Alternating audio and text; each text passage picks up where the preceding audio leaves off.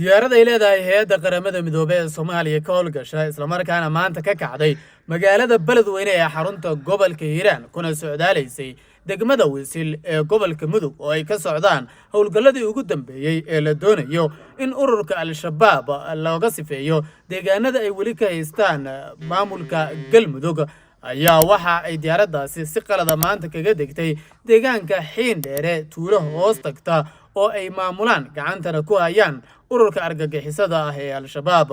diyaaradan helicopterka ah oo ay leeyihiin hay'adda qaramada midoobay isla markaana ay saarnaayeen 7 ruux oo 6 ka mid ay ajaanib yihiin halka midka kalena uu Soomaali yahay doonayeen in ay ka degaan degmada Wisil oo ay qayb ka qaadanayeen howlgalka lagula jiro ururka Al-Shabaab ayaa maanta waxa ay si qalad kaga degeen iyagoo u moodaya deegaanka ay u socdeen tuulada Xaabow ee hoos tagta degmada Xiindheere ee gobolka Galgaduud. waxaa la sheegay ama saraakiil ka tirsan ciidamada dawladda federaalka ee Soomaaliya ay xuseen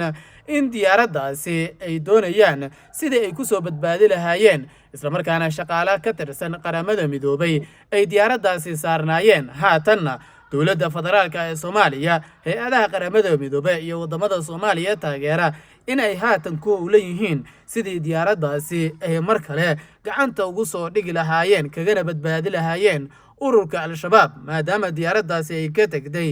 deegaan ay gacanta ku hayaan ururka Al-Shabaab.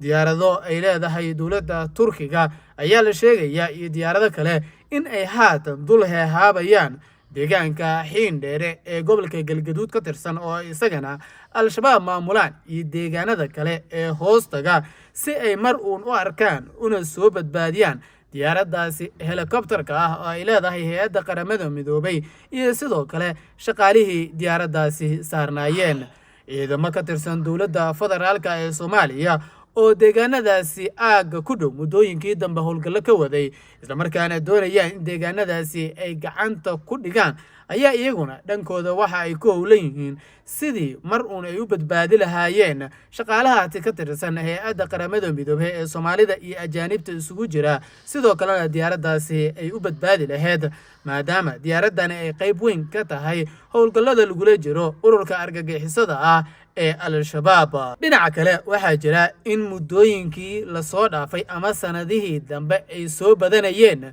diyaarado helicopter iyo kuwa ah nooca xamuulka qaada in ay ku dhacayeen deegaanada ururka Al-Shabaab ay maamulaan taasi oo shaki weyn gelinaysay shacabka iyo madaxda Soomaaliyeed iyadoo war iyo wacaal toona aan laga haynin diyaaradahaasi ilaa iyo haatan halka ay ku dambeeyeen ciddii la socotay iyo sidoo kale bayloodyadii diyaaradahaasi wadeen.